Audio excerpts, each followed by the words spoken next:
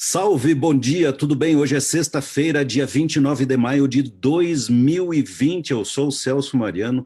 É um privilégio estar aqui conversando com você na timeline do Portal do Trânsito no Facebook. Daqui um pouquinho teremos notícias aí, talvez a nossa equipe técnica também nos coloque no ar no WhatsApp, eu aviso, e daqui um pouquinho também começa essa retransmissão do que está acontecendo ao vivo no Facebook, lá no site Portal do Trânsito, o maior site brasileiro especializado em educação para o trânsito, em cultura da mobilidade. Trânsito, esta palavra que muitas vezes suscita impressões não muito precisas do que realmente seria a palavra, a designação técnica e os elementos culturais que ela invoca. E é por isso que estamos nesse mês de maio, em que Denatran e praticamente todos aqueles que trabalham com trânsito estão ligados aí na máxima perceba o risco e daí tome as atitudes para transformar o trânsito mais humano, pois nós aqui no Portal do Trânsito estamos conversando com pessoas que são chave nesse esforço brasileiro, porque a solução tem que ser mesmo regional de cada país, para que o nosso trânsito fique mais humanizado. Comigo, J. Pedro Correia, um dos nomes mais conhecidos, mais admirados, mais respeitados e mais queridos do trânsito brasileiro. Começo, antes de passar a palavra para ele, lembrando do que aconteceu no último evento em Salvador, em que, de última hora, lá veio uma ideia e fizeram uma homenagem que, tenho certeza, deixou esse meu amigo e mestre emocionado. E muito justa, justíssima essa homenagem, porque todos nós, brasileiros, em alguma medida, temos muito o que agradecer ao trabalho desse verdadeiro cidadão brasileiro que tem ajudado muito, muito mesmo, o trânsito do nosso Brasil. Bem-vindo, J. Pedro Correia. Bom dia. Bom dia, Celso. Bom dia, meus amigos de todo o Brasil. Sei que realmente por essas plataformas da Tecnodata nós estamos falando com todo o Brasil. Me orgulho muito de estar nesse programa, me honra de poder compartilhar essa tela com vocês e realmente acho que temos bastante conversa aí para essa uma hora que nós temos pela frente. Estou à sua disposição. Muito obrigado. Temos sim, claro, muita conversa. Eu quero dizer que enquanto eu e o J. Pedro vamos conversando aqui, de vez em quando, a Mariana Tchervonka, nossa jornalista, que você já conhece, do Portal do Trânsito, ela estará na timeline selecionando algumas perguntas que já começam a chegar aí na timeline. Nós vamos tentar, eu e o J. Pedro, claro que dessa vez eu prometo ficar quietinho, eu deixo o nosso convidado falar, tentar responder aí, ou comentar em cima das ideias, porque às vezes não vem exatamente perguntas, vem manifestações, o que as pessoas acham, né, ou pedem opinião sobre um determinado assunto. Fiquem à vontade para fazer isso, e nós gostaríamos muito, de fato, que você participasse. Bem, eu vou começar o nosso papo aqui com o J. Pedro Correia, fazendo para ele a mesma pergunta que eu já fiz para Vitor Pavarino, da OPAS e OMS, que esteve conversando comigo nesse mesmo espaço, e para o Davi Duarte Lima, que esteve na sexta-feira passada. Aliás, todos amigos da gente, né, J. Pedro? Esse grupo é relativamente pequeno. E o que eu perguntei para eles, J. Pedro, e começo com essa provocação com você, é o seguinte: nós estamos em 2020 encerrando esses 10 anos de esforço capitaneado pela Organização Mundial da Saúde, a nossa década de ação, que teve N desdobramentos, surgiu Vida no Trânsito, surgiu Maio Amarelo, várias ideias, vários programas diluídos aí nas N cidades brasileiras que fizeram algum esforço. Nós fracassamos, J. Pedro, no nosso esforço de chegar no final da década, podendo dizer, tivemos sucesso? Qual é a sua visão em relação a isso? Olha, Celso, eu acho que não seria o caso, de jeito nenhum, devemos dizer que fracassamos. O que devemos dizer é que não ganhamos a guerra, certo? Acredito que não a perdemos, mas estamos longe de poder nos vangloriarmos de dizer que ganhamos. Por que nós ganhamos? Se nós considerarmos o quanto o trânsito estava desenvolvido em 2010, certo? E compararmos com o trânsito de hoje, de 2020, nós vamos ver que houve uma evolução muito grande. Óbvio que houve também uma evolução tecnológica muito grande ao longo dessa década. E isso realmente ajudou bastante. Mas, de qualquer maneira, são benefícios que fazem parte do desenvolvimento humano, do desenvolvimento da sociedade, e que, por isso mesmo, têm que ser aproveitados. Como você disse, eu tenho mais de 30 anos trabalhando no trânsito. Se nós compararmos o trânsito de 2020 com 1987, quando eu comecei o programa Volvo de Segurança no Trânsito e comecei a entender que mundo estranho era esse do trânsito, dá para dizer que nós temos uma diferença realmente muito, muito grande. Então, realmente, nós melhoramos em termos de informação, a sociedade está muito melhor informada do que estava há 30 ou há 10 anos atrás. O número de acidentes, proporcionalmente, ele também foi reduzido, certo? Ainda que não no volume desejado, mas houve uma redução. O comportamento, por mais que ele seja uma coisa meio complicada de dizer, mas ainda assim nós podemos dizer que uma boa parte da sociedade se comporta melhor. Eu diria que bom, os carros tiveram, os veículos, a frota teve um desenvolvimento maravilhoso, eu diria, com a chegada, com a adoção mais firme do cinto de segurança, com ABS, com freios melhores, airbag, com sistema de proteção. Então, eu diria que nós temos que contemplar aí uma série de benefícios que, incorporados e juntos, formam realmente um conjunto que dá para dizer que realmente evoluímos. Agora, onde é que evoluímos? Em algumas ilhas deste arquipélago maluco chamado Brasil, certo? Quer dizer, nós não atuamos como um arquipélago, mas sim como ilhas isoladas. Então, você tem aqui e ali, você tem resultados melhores. Se você olhar, na minha visão, pelo menos, a minha visão mais crítica, se você olhar a resposta do governo como um todo, e aí falando de governo federal, de governos estaduais e de governos municipais, eu diria que ela foi muito aquém daquilo que se precisava, daquilo que se esperava e daquilo que aconteceu. Então, isoladamente, você via aqui uma secretaria municipal fazendo alguma coisa, um Detran procurando fazer um pouquinho mais, muitos engambelando só a sociedade, enfim. De uma forma geral, eu acho que a resposta do governo ela não foi na medida que deveria ter ocorrido. E isso fez com que o envolvimento da sociedade também não fosse maior. Quer dizer, se o pastor não cuida bem das ovelhas, as ovelhas também vão se dispersar um pouco no campo. E isso acaba provocando o resultado que acabamos tendo. Então, objetivamente, não foi uma derrota, mas tampouco foi uma grande vitória.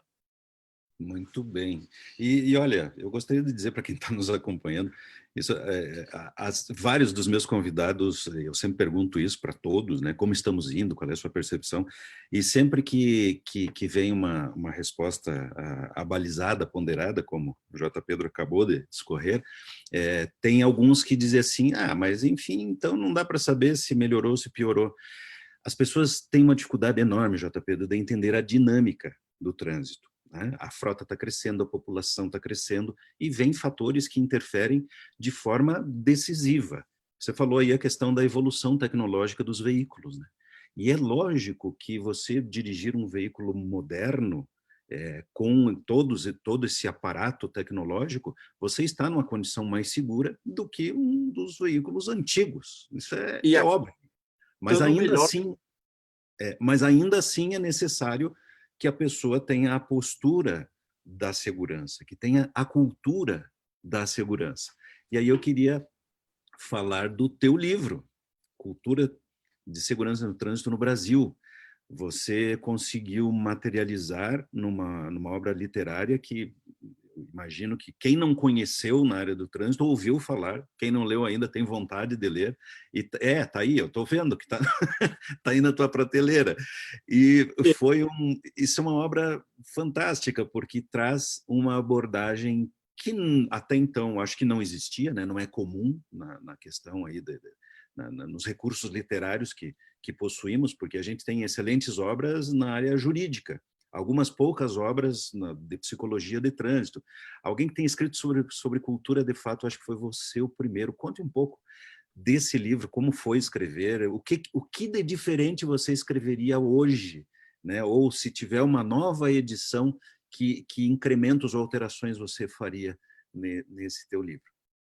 Celso, em 2009, eu escrevi esse aqui, 20 anos de lições de trânsito no Brasil, que era uma radiografia do trânsito brasileiro desde 1987 até 2007. Era justamente para cobrir esses 20 anos e falar do desdobramento do trânsito brasileiro em seus vários segmentos. E quando digamos, esgotou a discussão em cima das 20 lições de trânsito, nós achamos que era momento de falar de uma outra etapa. E qual era a grande descoberta que nós fizemos? É que, até então, falava-se muito de educação para o trânsito, que educação para o trânsito realmente era fundamental e continua sendo. Mas nós descobrimos que o que nós precisávamos antes de educação para o trânsito era de uma cultura de segurança. E veja que eu falo muito de cultura de segurança e não cultura de segurança no trânsito. Porque é elementar. Se você tem educação, você não precisa de educação para o trânsito. Se você tem cultura de segurança, você não precisa de cultura de segurança no trânsito. A sua cultura de segurança vai lhe prevenir acidentes em casa, no trabalho, no trânsito, no clube, na sociedade, onde quer que seja. Por quê? Porque você está cônscio, você está percebendo o risco, como é o tema do Maio Amarelo desse ano, certo? E ao perceber o risco, ao antever o risco, você o evita. Então, realmente foi, até onde eu consigo ver, a primeira publicação brasileira que tocava nesse tema da cultura de segurança.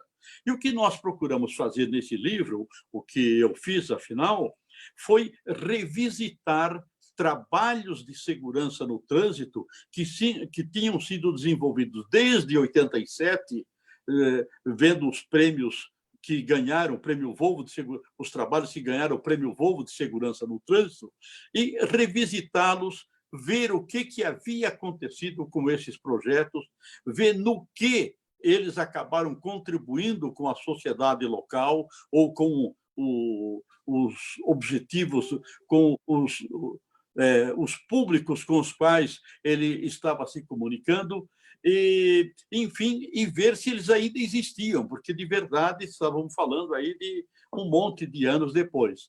E foi muito interessante ter visto isso, porque também o livro mostra o quanto a sociedade se desenvolveu.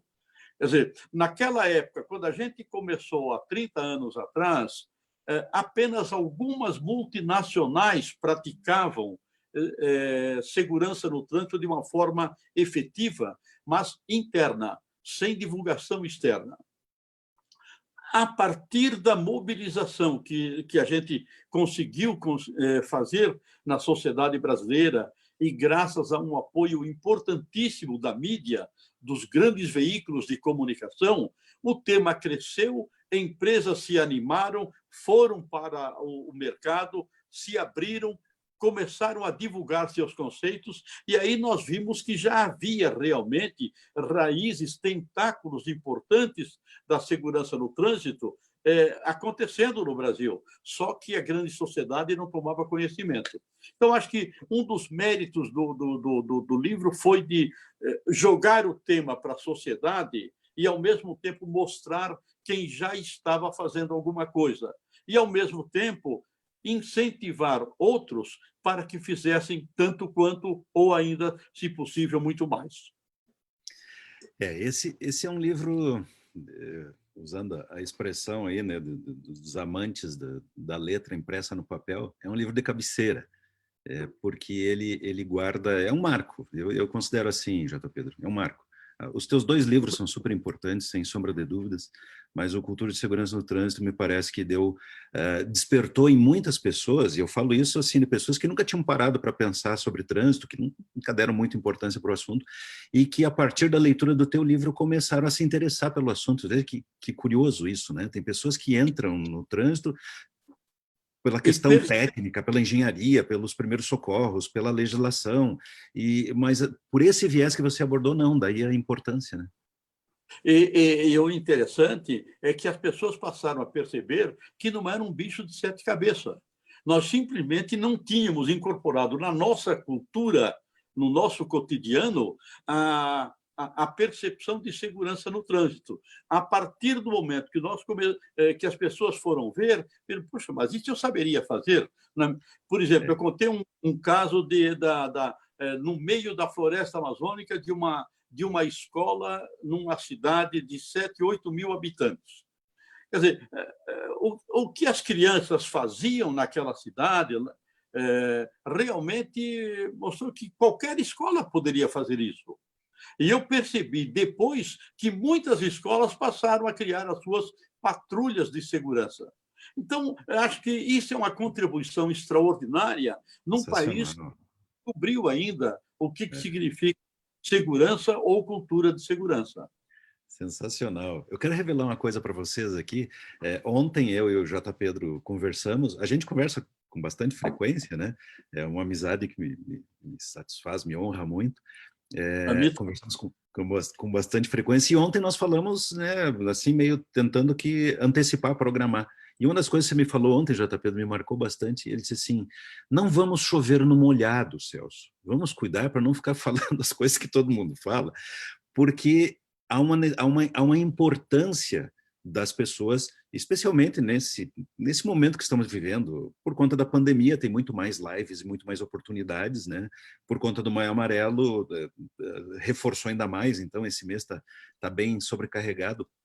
E para não ficar chovendo no molhado, é necessário uma abordagem diferente. E esse é um dos maiores talentos do J. Pedro, que foi meu professor. Ele foi meu professor na PUC, na pós-graduação. E aí, eu estou falando isso, J. Pedro, olha só, porque na timeline, a Mariana está me mandando aqui me repassando uma série de manifestações das pessoas. Uma pessoa que se manifestou aqui é o Alessandro Coelho Martins. Ele diz assim, ó: relembrando a pós-graduação em trânsito na PUC Paraná em 2002, professor J. Pedro ministrando sua magnífica aula, eu e Celso Mariano aprendendo um pouco mais. Bons tempos. Que legal, né? Que bom ouvir isso. Sandro, mas não é verdade que eu estava ensinando, eu estava simplesmente compartilhando um pouco que eu sabia. Eu gosto muito daquela frase da Cora Carolina, a nossa querida poetisa de Goiás, que diz que feliz aquele que transfere o que sabe e aprende o que ensina.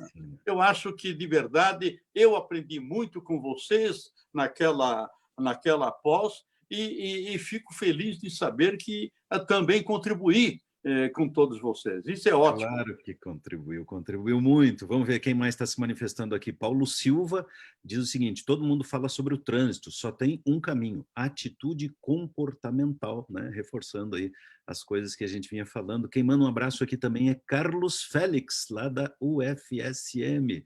Amigão, ele diz assim: queridos amigos, sempre muito bom vê-los. Mandando um abraço aí para você, J. Pedro. Grande. Outro que é do nosso time aqui, Cassiano Novo, diz o seguinte: com o aumento da comunicação mundial, principalmente pela internet, nossa cidadania no trânsito está evoluindo junto? É uma afirmação e uma pergunta que ele faz, né? Estou muito otimista, abraços e parabéns a todos. E aí, J. Pedro, a gente está conseguindo aproveitar as lições aí, esse exercício todo que a gente está fazendo? O trânsito vai evoluir também junto com a tecnologia? Celso, essa é uma questão realmente ainda não respondida de forma clara, até porque nós também não sabemos qual é a extensão dessa pandemia, até onde ela vai e que perdas ela vai acabar colocando em cima da sociedade mundial brasileira e do trânsito também. Agora, há muitas lições realmente para a gente aprender com essa pandemia. Primeiro, é preciso entender que nós estamos falando de uma tragédia, realmente, de uma tragédia de dimensões extraordinárias.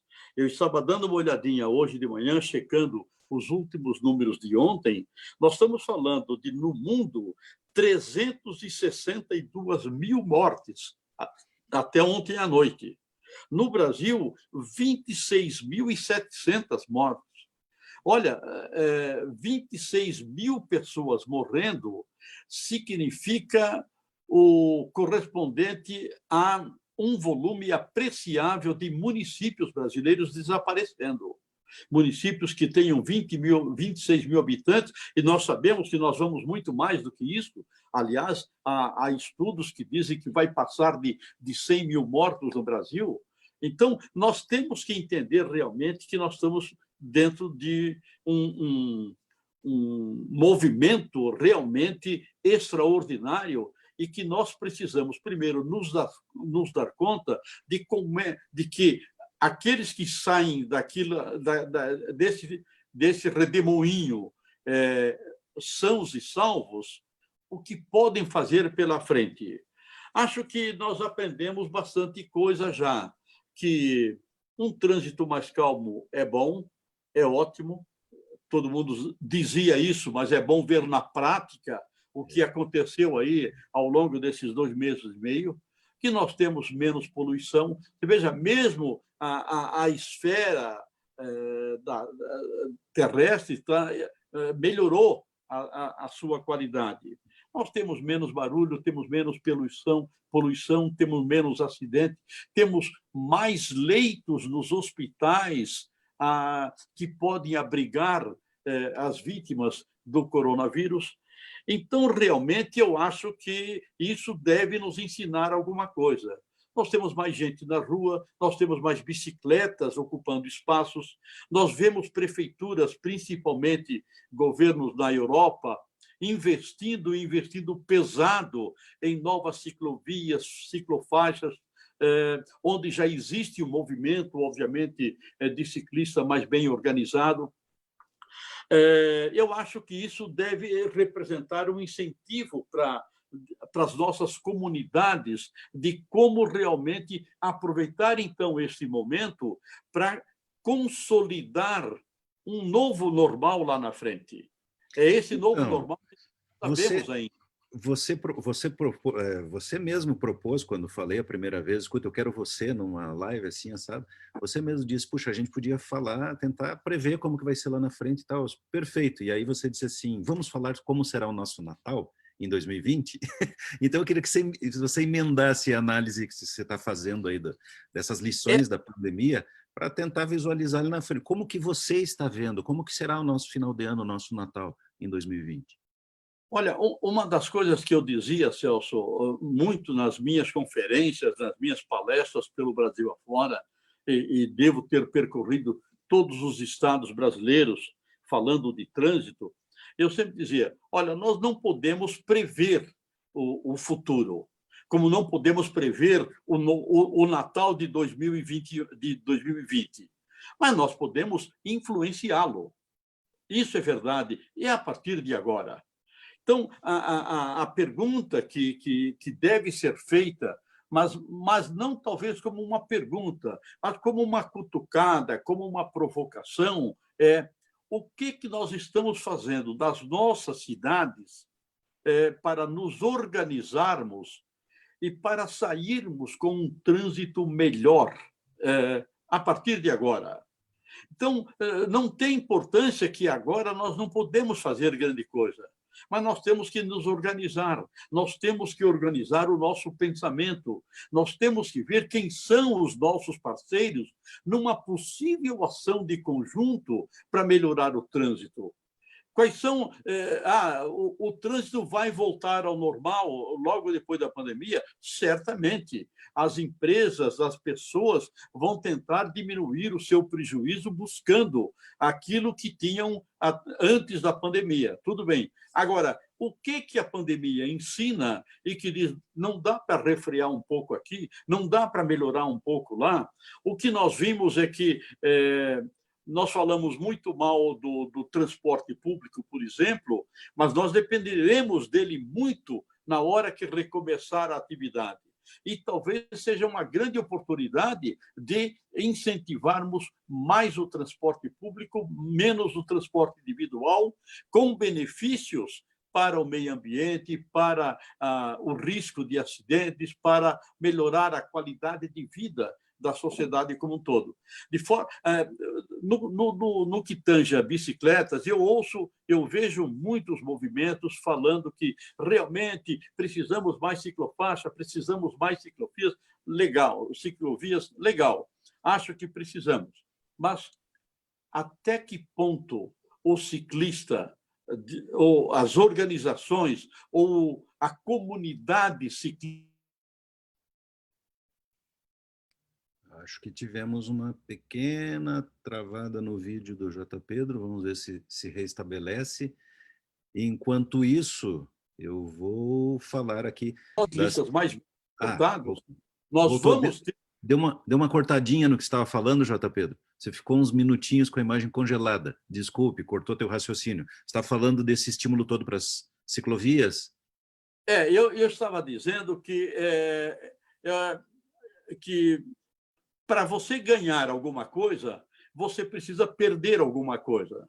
Na verdade, em termos de desdobramento, de crescimento da atividade cicloviária na cidade ou nas cidades, é preciso que o pessoal da bicicleta também se comprometa a melhorar o seu comportamento, se comprometa a treinar melhor aqueles que usam a bicicleta para que possam interagir no trânsito de uma forma mais responsável. E eu vejo, pode ser que esteja errado na minha leitura, mas a leitura que eu faço é que a turma da bicicleta pede bastante, mas não oferece ainda o troco, o correspondente na mesma medida. Acho que precisa, sim, haver um esforço grande no sentido de formar melhor o ciclista, de educá-lo para que tenha um comportamento à altura. E isso não será em benefício da cidade apenas, será em benefício principalmente do próprio ciclista, que vai saber como se comportar melhor. Então, acho que isso vale para o pedestre, isso vale para o ciclista, isso vale de uma forma geral para tudo. Por exemplo, tem uma coisa que me incomoda na discussão de ciclofaixas, de ciclovias, é que, infelizmente, você tem Curitiba, por exemplo, onde nós moramos. Nós temos aqui um volume já, uma quilometragem à disposição dos ciclistas realmente expressiva. Mas só que são vários trechos e eles não estão todos interligados. Então, você não consegue atravessar a cidade pela ciclofaixa. Você vai até um certo ponto, aí depois tem que entrar na selva, para depois voltar à picada da ciclovia.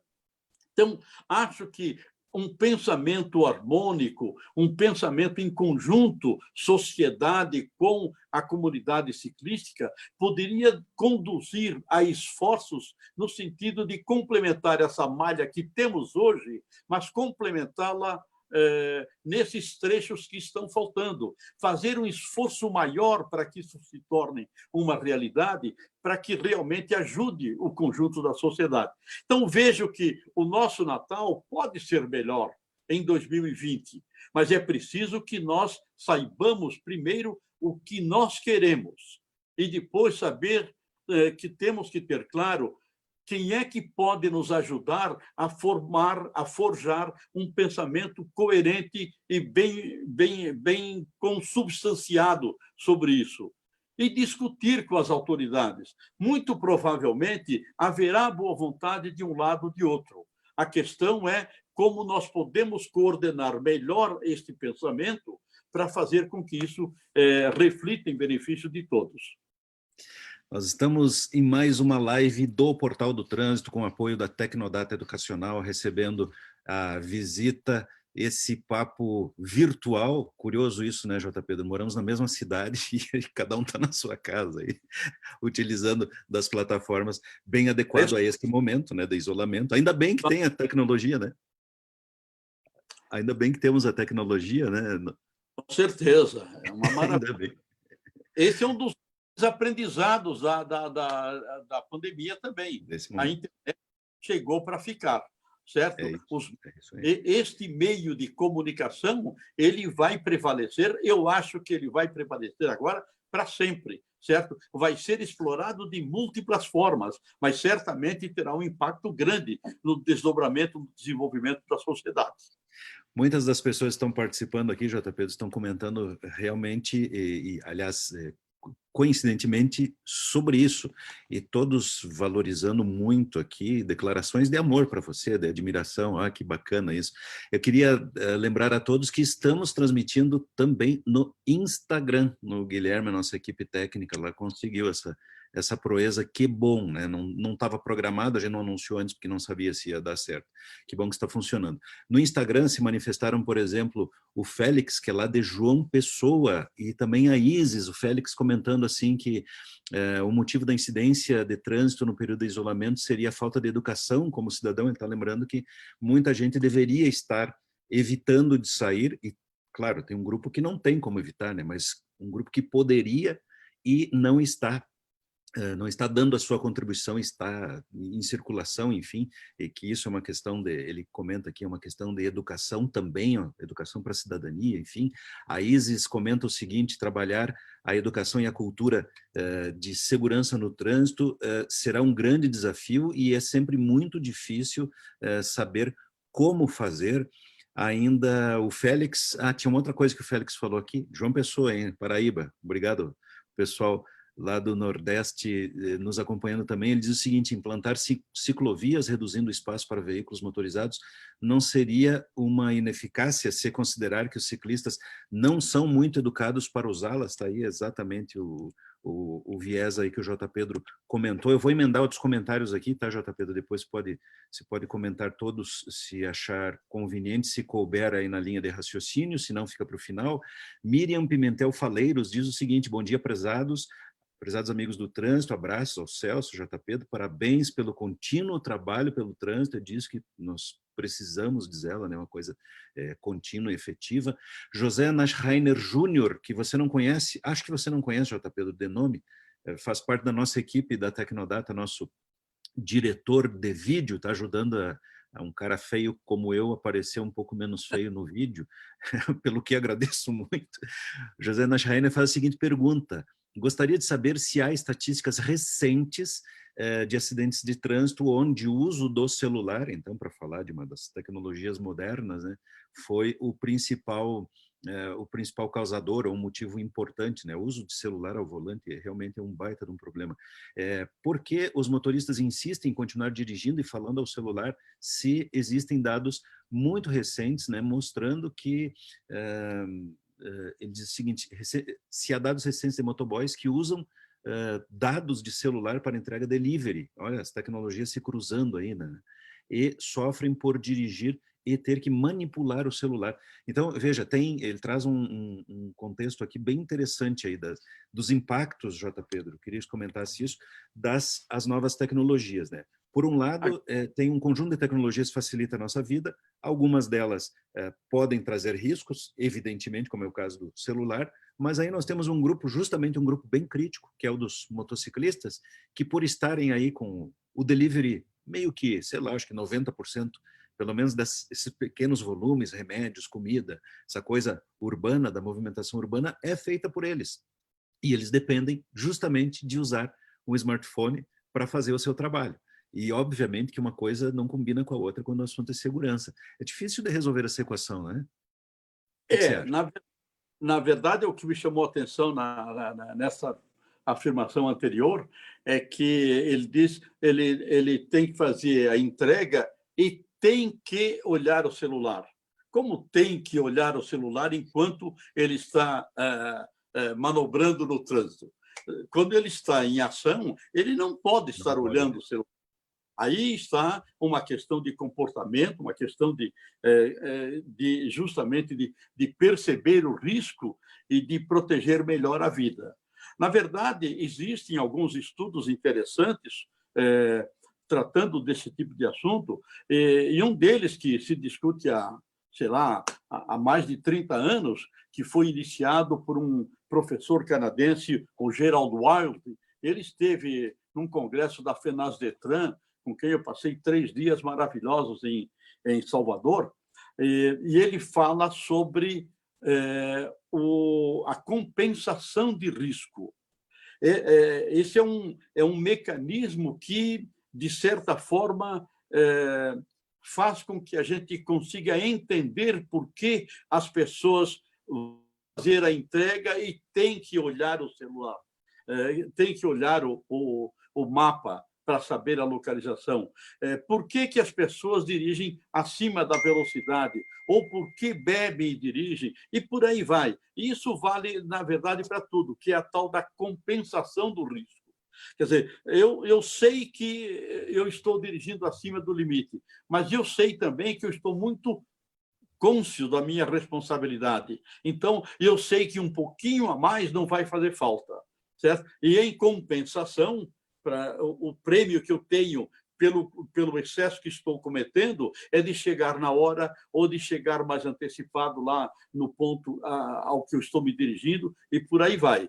Então, mas essa é uma questão que também permanece não resolvida no mundo todo. Existem muitos estudos, existem cientistas que estão se debruçando sobre esse tema, mas não existe de verdade um consenso de qual é a forma de eliminá-los. O que a gente sabe, o que o primeiro mundo tem mostrado, é que existem uma linha com dois extremos muito claros. No extremo, no começo da linha, tem uma coisa chamada educação, certo? E você ensinar o que deve e o que não pode fazer. E no extremo da linha você tem repressão, você tem a punição, certo? As pessoas dizem, mas a punição é foda. Não, punição faz parte da educação, certo? Mas só que está no outro extremo da linha. E ela precisa ser exercida com parcimônia, com responsabilidade. Isso significa um policiamento austero, mais honesto, mais justo. E com certeza, nos países mais desenvolvidos, você vê que o nível de infração é um pouco melhor. Não é que ele não exista, mas ele é um pouco melhor. Aí você vai dizer, o povo é mais educado? Pode ser, mas a polícia é mais dura também. De formas que é preciso entender que este jogo de educação e repressão, realmente, ele é fundamental que seja bem exercício. E a chave aí certamente está no equilíbrio. Bom, eu desde que comecei a me dedicar para o trânsito tenho ouvido falar nisso. Então tem um quê de bom senso, né? Mais uma vez, lembrando o que falamos há pouco aí sobre a questão do livro, da cultura, das pessoas descobrirem que trânsito não é só um assunto para técnicos altamente especializados, ou nas questões de engenharia, ou nas questões de legislação. Não, tem coisas que têm a ver absolutamente com comportamento, com essa percepção de risco, que aliás é é o tema do nosso mês, e por isso, por esses motivos é que comunicação, que é uma das coisas que eu acho que o J. Pedro faz com maior capacidade, maior talento. Bom, o cara é jornalista, né? Mas tudo que ele conseguiu fazer ao longo desses anos tem muito dessa capacidade de comunicar. E comunicar é a base para a educação. Eu estou comentando isso aqui, J. Pedro, que tem muita gente na timeline falando justamente disso. Deixa eu destacar aqui mais uma participação. A Liliane Valério Silva disse o seguinte: bom dia, infelizmente não tem lei de verdade para punir e deixar na cadeia motorista imprudente. Quem perde são as vítimas inocentes, né? Reforçando essa questão da necessidade de haver a punição, né? Ela mesma considera aqui, né? Claro que é necessário, mas não pode ser a única ferramenta. A Sônia Maria do Carmo diz o seguinte: bom dia, diariamente nós sentamos do lado de pessoas que, na maioria das vezes, não têm experiência nenhuma atrás de um volante. Fica a minha pergunta a vocês, mestres, que admiro tanto: qual seria a primeira colocação sobre o carro, trânsito a essa pessoa? Qual seria a primeira motivação aí, a primeira necessidade, né, da abordagem para as pessoas nesse sentido aí de prepará-las para um trânsito onde elas têm um comportamento mais adequado, né? Eu tô tentando resumir aqui as coisas que ela escreveu, acho que eu espero ter captado bem a sua ideia. E antes de você falar, J. Pedro, registrando aqui as participações: CFC Parada Obrigatória de Itatiba, São Paulo, Amélia Correia, Maria Cristina Zitelli, Rosângela Gonçalves, Lourdes Nunes de Piracicaba, São Paulo, o pessoal de São Paulo nos acompanhando aí, Wender Moraes de Marabá, no Pará, que legal, obrigado, Rodrigo Rigo, Wilson, instrutor de Salto, São Paulo, CFC Saltense, vários CFCs. E daí eu gostaria muito de passarmos para, nós temos ainda 18 minutos, o nosso tempo combinado, para o assunto autoescola. Não sei se você quer falar alguma outra coisa ainda para fechar aí a questão da educação, ou podemos mudar o assunto para CFC? Não, eu acho que nós devemos mudar, então, Celso, para aproveitar um pouquinho então, vamos mais, lá. e que uma grande audiência está realmente no centro de condutores.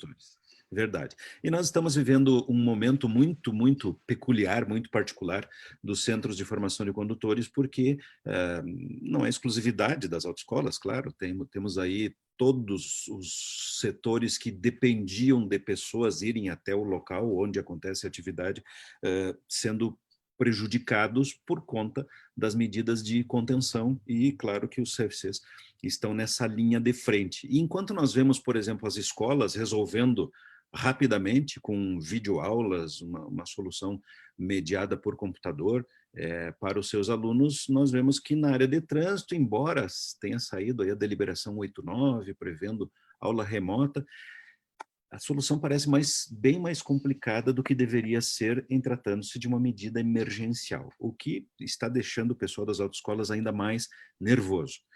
Eu vou pedir para você comentar sobre um evento de 2013, não exatamente sobre o evento, mas o que aconteceu lá, o que você falou. Você, nesse evento, que foi um marco, foi um evento bem importante que aconteceu em Fortaleza, estava lá a FENEALTO, que é a Federação das Autoescolas, CFCs de todo o Brasil.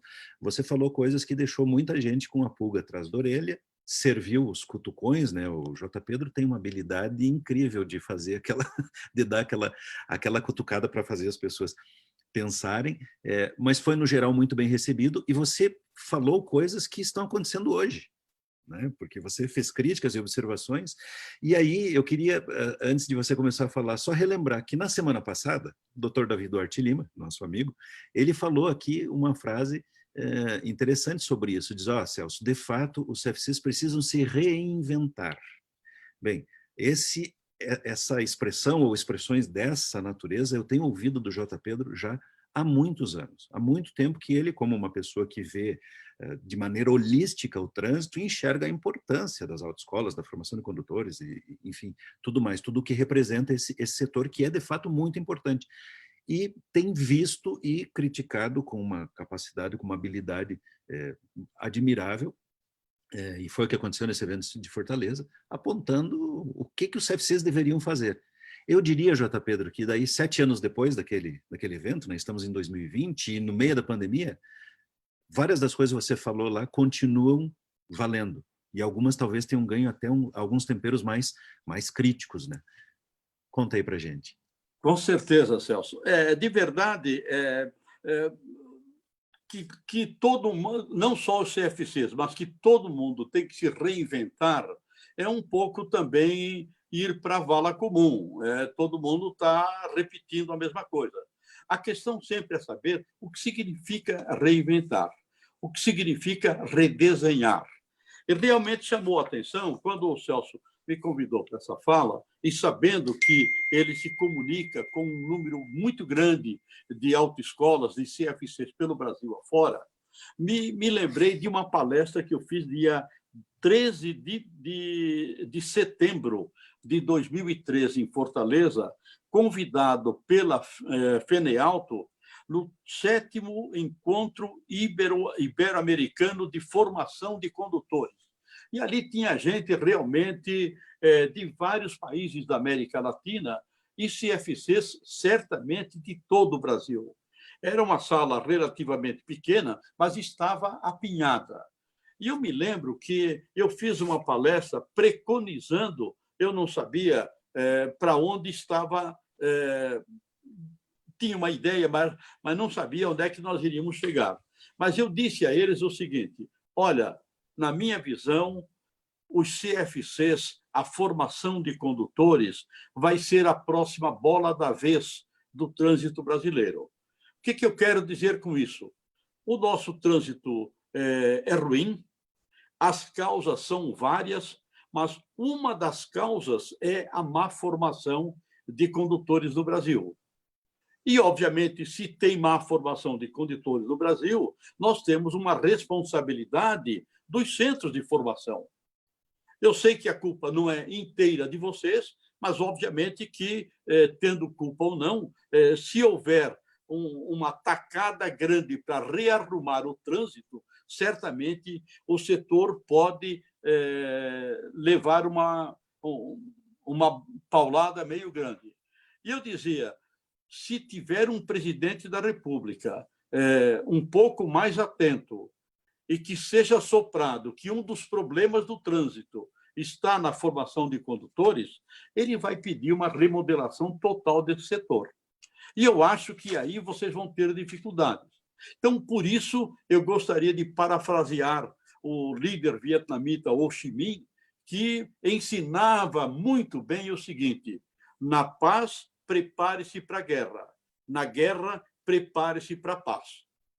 Se vocês não tomarem providências imediatas no sentido de reorganizar o setor, de reestruturar o setor, de refortalecer o setor, eu tenho a sensação de que mais hoje e mais amanhã pode acontecer um terremoto que pode abalar as bases do setor. Disse com todas as letras, porque eu achava que foi para isso que me convidaram, para dizer o que eu pensava, e eu acho que é exatamente isso que eu pensava na época. Eu estou vendo que, 7 anos depois, nós temos praticamente a mesma situação, com a diferença que agora nós temos um presidente da República que já andou ameaçando, já andou mostrando aí umas nuvens negras sobre o setor como um todo e os CFCs em particular. Eu acho, então, que está na hora do setor pensar numa saída, ter coragem de dizer: nós temos um problema, nós temos que achar uma solução. Por onde passa essa solução hoje? Eu diria que, assim, para encurtar bem rapidamente, para dar tempo de eventualmente falar tudo, mas eu diria que o presidente Magnelson da FENEALTO ou as lideranças do setor de formação de condutores poderiam fazer algumas coisas que, para mim, são muito claras. Uma, fazer uma pesquisa sobre imagem do setor. Como a sociedade brasileira percebe os centros de formação de condutores, para saber com todas as cores, com todas as letras, o que a sociedade pensa. Provavelmente não haverá só elogios, pelo contrário, acho que haverá bastante críticas. Em segundo lugar, acho que o setor deveria se reorganizar,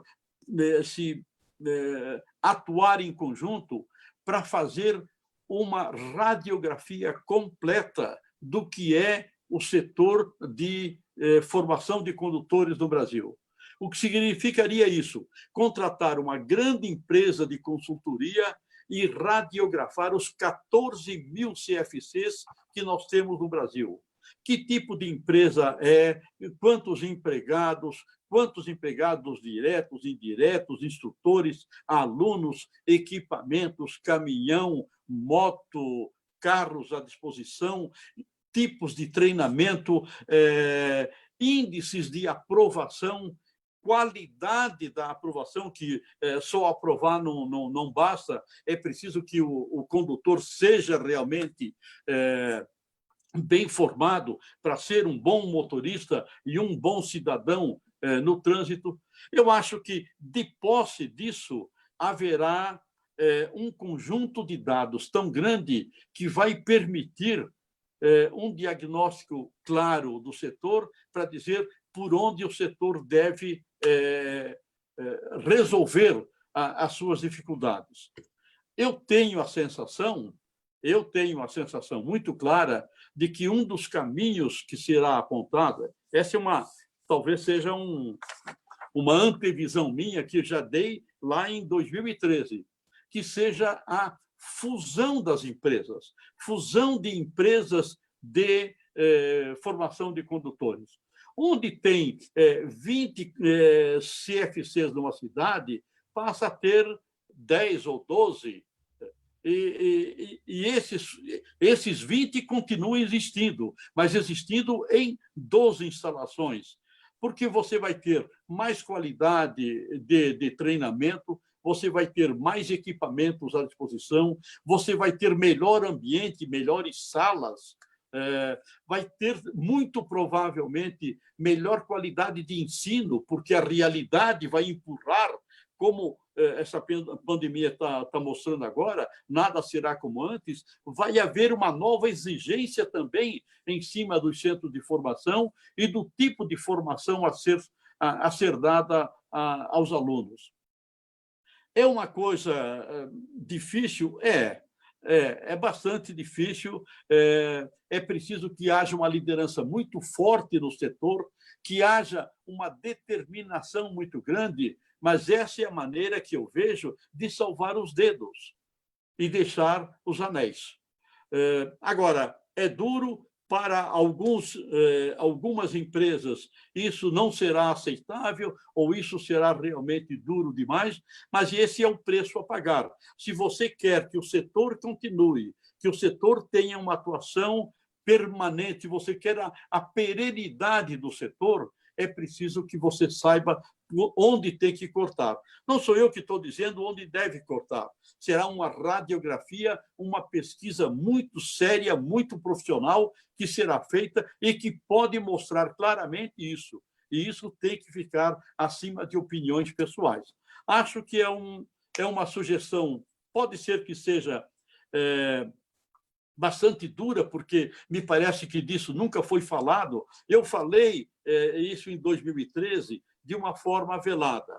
Agora eu estou falando de uma forma escancarada, por quê? Porque eu acho que realmente esse momento da virada está para acontecer e nada melhor do que um susto pandêmico como esse que nós temos agora para fazer-nos refletir, pensar e nos encorajar para tomar uma providência.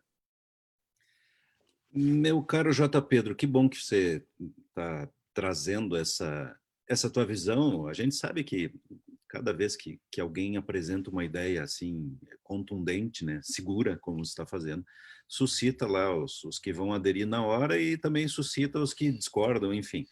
Mas eu já vou falar isso, porque mais ou menos eu sei como funciona a tua cabeça. Que bom que há também a discordância e tomara que eles se manifestem, porque daí desse diálogo a gente encontra a receita. Daí a gente encontra o caminho.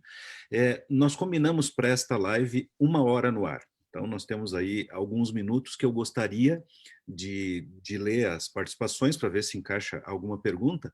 E já quero te fazer aqui no ar um convite, J. Pedro. Esse assunto, especialmente essa questão do debate em torno dessa renovação, dessa nova solução para a formação de condutores no Brasil, interessa muito a toda a sociedade brasileira, ou deveria interessar a todos, né? É evidente que isso é um assunto importante, mas particularmente a esse público que faz a grande audiência aí do Portal do Trânsito. Eu quero voltar a discutir isso com você, a falar desse assunto numa próxima live. Eu estou até com uma ideia aqui. Eu sei que você vai topar, já topou, né? Estou vendo aí pela tua carinha. Que bom, que bom. A minha ideia aqui é fazer, não sei se vai funcionar exatamente assim, estou antecipando aí corajosamente, que eu não sei se o pessoal do Conselho do Portal do Trânsito vai acatar, mas poderíamos fazer uma vez por mês uma conversa como essa com J. Pedro Correia, e também vou fazer esse mesmo convite, se estão aí na timeline, eu não vi se está por aí, o Vitor Pavarino, o professor Davi, porque eu acho que todos esses encontros ficou com um gostinho de quero mais por conta desses assuntos tão palpitantes que a gente tem trazido aqui. Então eu vou aproveitar para registrar aqui mais pessoas de CFC aí, da Bahia, o Teobaldo Santos está sempre conosco. A Lourdes Nunes diz o seguinte: a educação para o trânsito é parte fundamental da cidadania, começa na família, continua na escola e conclui com os bons exemplos dos nossos gestores. Bom exemplo dos gestores, ela está lembrando uma coisa fundamental, claro que isso é importante, respeitar as leis, é amar o próximo, e isso é uma grande expressão de cidadania, em última análise, o trânsito precisa muito disso, é verdade. Alex Carvalho diz, bom dia, que baita live. Que legal, obrigado. J. Pedro, você é um ícone que tive o prazer de conhecer em Porto Alegre, em uma feira de trânsito, em uma palestra. Um conhecimento histórico incontestável. Baita abraço, parabéns pelo programa. Cristiane Carneiro, do Sindicato Nacional de Psicologia, está na timeline nos assistindo. Obrigado, Cristiane, obrigado mesmo, muita honra ter a sua audiência. Ana Maria Garcia Prediger diz o seguinte: tenho ficado com muita inveja de todos os palestrantes nas lives. Inveja branca, inveja boa, diz ela. A quantidade de livros atrás dos palestrantes é de dar água na boca. Olha que interessante, né? E é verdade, né? Rodrigo Rigo diz o seguinte: se hoje colhemos bons frutos em educação para o trânsito, foi por causa desses que nos antecederam, como o Félix, o J. Pedro. Pô, que legal, bacana ouvir isso, né, J. Pedro? Amélia Correia diz o seguinte para você, J. Pedro: você acha que a solidariedade entre as famílias que surgiu em função da pandemia, somada à conscientização de muitos de que o home office é viável, levará pessoas a usarem menos o carro após o fim da pandemia? Guarde aí para você comentar sobre isso. Daí o Carlos Félix diz o seguinte: Jota, fale, por favor, se devemos incentivar o uso dos transportes públicos, mas não será difícil, dado os problemas possíveis com a contaminação, né? Isso não será um problema, porque o transporte público meio que é sinônimo de gente amontoada, né? Essa proximidade física que vai contra a recomendação básica aí da questão da prevenção do vírus. Não haverá ainda mais uso dos transportes privados, então, por conta disso? Olha que observação interessante. E a Mara Cristina Zitelli, ainda destaquei aqui, Jota, diz o seguinte: gostaria de saber a opinião de vocês no quesito de comportamento de autoescolas. O que as autoescolas comprometidas com uma boa prestação de serviço podem fazer com aqueles que vendem carteiras de motorista? Puxa, a gente ainda tem isso no Brasil, né? Que coisa triste, ela está lembrando aqui. E daí difamam o trabalho, colocando a imagem lá embaixo. Qual o caminho devemos seguir? Desculpe, eu joguei várias perguntas, eu não sei qual que você prefere comentar como o último comentário antes de encerrarmos a nossa live de hoje. Olha, Celso, eu acho que quando nós falamos de cultura de segurança, é disso que estamos falando. Quer dizer, quanto mais nós perguntarmos, na verdade, geralmente quem pergunta já sabe a resposta, ou pelo menos tem uma boa indicação de qual é a resposta. E cultura de segurança, incrementar a cultura de segurança é exatamente isso, é ir fazer perguntas, fazer observações, buscar as respostas e espalhar o máximo possível. Isto é cultura de segurança. Então, isso que nós estamos fazendo e se insere perfeitamente dentro da cultura de segurança. Responder a individualmente uma outra pergunta seria talvez um pouco indelicado, porque eu estou vendo que o relógio está chegando ao meio-dia, que seria o horário de encerrar. Mas eu fico feliz e gostaria de dizer, principalmente para o pessoal do CFC, que ficou com esse comentário e que eventualmente pode ficar até um pouco surpreso, para não dizer atordoado com o comentário, certo? Que isto é uma prova do quanto eu gosto do setor, porque senão a gente não falaria nada. Nem se importaria, né? Claro. Se não estivesse vendo que o setor está indo numa corredeira rio abaixo e que tem uma queda de 250 metros à frente e não avisasse, realmente eu acho que isso é pouco se importar com o setor. Então, a minha torcida é para que instrutores, diretores, proprietários de CFCs levem em conta este alerta e discutam com as lideranças locais, com as lideranças regionais, para levar às lideranças nacionais e dizer: gente, está na hora de nós tomarmos uma posição. O que tem que ficar claro é que nós estamos começando a segunda década mundial de ações de segurança no trânsito, que vão de 2021 a 2030, e nós temos que ter uma proposta. Que tipo de jogo nós queremos jogar no trânsito? Com que elementos, com que time nós vamos jogar? Quais são as nossas possibilidades de ganharmos esse jogo? Os primeiros 45 minutos, que foram de 2011 a 2020, nós perdemos.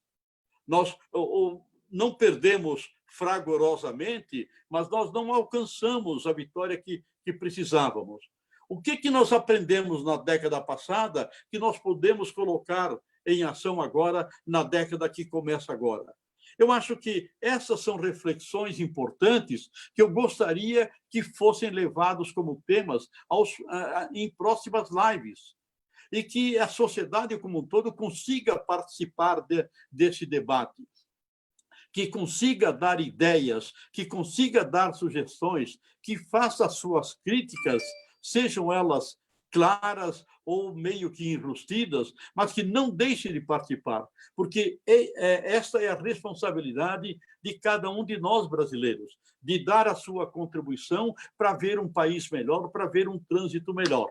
Por isso, eu estou à disposição, topo a hora que precisar voltar a discutir, gostaria muito, mas gostaria de lembrar também, Celso, que tem muita gente qualificada que pode falar sobre isso. E não necessariamente, isso é muito importante, e não necessariamente pessoas que estão hoje na área do trânsito. Há técnicos fora do setor que têm opiniões bastante qualificadas e que têm a grande vantagem de olhar o conjunto da floresta e não as árvores somente. E isso faz uma grande diferença para quem é bom de observação. Então, faz todo o sentido de você buscar essas pessoas, de tentar identificar quem são esses cérebros que podem ajudar e tocar o barco à frente. Aliás, eu até iria dizer para você o seguinte, se posso fazer uma última sugestão. Claro, claro. A Tecnodata Educacional poderia até propor um prêmio para os internautas. O que eu aprendi durante a pandemia? Quais foram as grandes ideias? Quais foram as grandes lições? E a Tecnodata dá um dos prêmios, dá um dos seus produtos bons como prêmio para aquele que for eleito como o melhor, ou os 3 melhores, ou os 5, ou sabe Deus quanto. Mas, de qualquer maneira, eu acho que essa é uma forma de você envolver cada vez mais e fazer realmente desse tema um tema rico em qualidade e não somente em quantidade. Muito obrigado. J. Pedro Correia, um dos nomes, vou encerrar falando o que falei no início, um dos nomes mais conhecidos, mais admirados mais requisitados e mais queridos do trânsito brasileiro, né? Todo mundo que... Tenho certeza que quem não conhecia bem, depois dessa live aqui, diz, puxa vida, que agradável. É sempre muito bom ouvi-lo, mestre J. Pedro. Eu agradeço muito em nome da Tecnodata, em nome da audiência do Portal do Trânsito. Nós vamos conversar depois em off aí, pessoal que gostou, que quer ver de novo, não se preocupe, o vídeo fica disponível. E não se preocupe que teremos novos encontros. A gente vai divulgar aí com calma nesse espaço, que é do Portal do Trânsito, que é mantido pela Tecnodata Educacional. Muito obrigado aos meus sócios, os colaboradores da Tecnodata, por manterem esse espaço. A Tecnodata, que é a maior editora especializada em educação para o trânsito do sul da galáxia. Eu sempre brinco assim, J. Pedro. Bem bom. Isso. Tem que ter um pouquinho de marketing, né? Obrigado, mestre. Obrigado a você, um abraço também, e estou à disposição para próximas lives ou para perguntas, se alguns dos nossos internautas... As perguntas que... eu transformei aqui em declarações, algumas coisas que eram perguntas, vou mandar para você e a gente dá uma complementada depois também aqui na timeline. Você que nos acompanhou na página do portal, você que nos acompanhou no Instagram ou aqui no Facebook, muitíssimo obrigado. Mestre, até a próxima. Um abraço a todos. Obrigado.